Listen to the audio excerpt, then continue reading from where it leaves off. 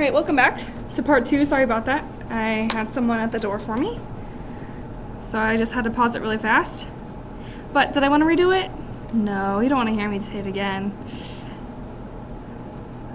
Okay, so it was a good stopping point too if you needed a brain break.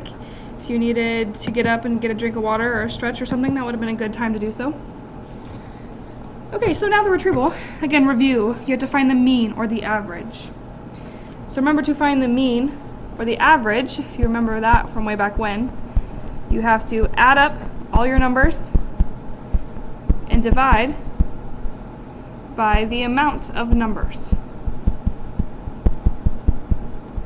You typically hear it, add up the numbers and divide by the number of numbers.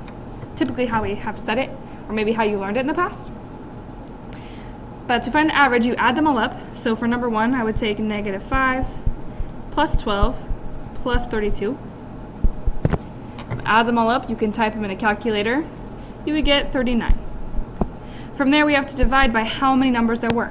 Here there's 1, 2, 3. So you divide by 3. 39 divided by 3 is 13. So 13 would be the average right in the middle of all of those 3 values. If you put those 3 values on a number line, the average of that set would be 13. Okay, I'm going to skip down to number 3 really fast because I'm going to do one of each, and then I'll challenge you to pause it and try them on your own, and then all you have to do is check your answers. You don't have to listen to me chit-chat for a while. Could be fun. So skipping down to number 3, we have to find the value that is exactly halfway between the 2 given values. So if you think back to well, wouldn't that be like the midpoint, right? If you put those 2 numbers on a number line, wouldn't that be the midpoint? And we said to find the midpoint, you could think like average, add up the numbers, divide by how many numbers there are. So 5 plus 13 divided by 2. Kind of like how our midpoint went. So 5 plus 13 is 18. 18 divided by 2, the number halfway is 9. So again, I encourage you to pause it. It should only take a minute or 2. Try out number 2 and number 4, and then you can come back and just look for the answer. If you're wrong, find out how you went wrong. And if you're right, you can skip past all my talking. Pause it, give it a shot. Hopefully you're joining back with me now. So for number 2, again, to find the average, we add up. So our 3 plus 8 plus 14 plus 31. When you add them all up, you get 56. There are 1, 2, 3, 4 numbers. So divided by 4, and we get 14 as the average. For number 4, again, same thing. We add up our 2 numbers. So 40 plus 2. Divided by how many numbers there are. 42 divided by 2 is 21. If this was ever on a test or a homework, I would need this part here. I would need to see that you added up the numbers divided by 2, and then you could get me an answer. Okay, same thing here. If you did like this, at least I would know how you plugged everything in. Need to see the work for credit, okay? All right, moving on to numbers 5 and 6, the last 2. Number 5, it just says to explain the process that we used in these last 2. Essentially, we kind of just found the average.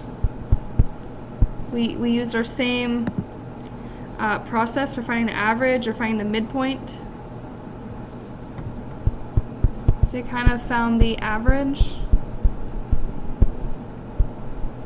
So we kind of added and then divided by 2. That's an and sign. Oh my goodness. Let me try again. It's kind of better the first time.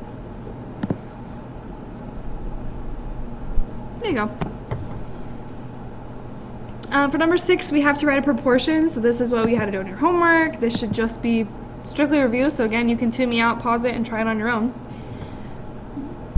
There's different ways you can do proportions. If you like looking at the ones that look to be about the same little chunks, I would get 2 over n equals, and then I see this long guy and this long guy. I went top over the bottom, so I'd have to put the top, the 4, over the 5. You could have also done the top over the top, so 2 over 4 equals the bottom over the bottom, and over 5. That's another way you could have done it. When you cross multiply, you'll see that you'll get the same exact thing that I get right now. So cross multiply my 2 times my 5 is 10. My 4 times my n is 4n. When we divide by 4, we get n equals 5 halves, or you could have 2.5. The decimal is okay. So just look at the little chunks. The 2 over the n equals the 4 over 5. You could have n over 2 equals 5 over 4.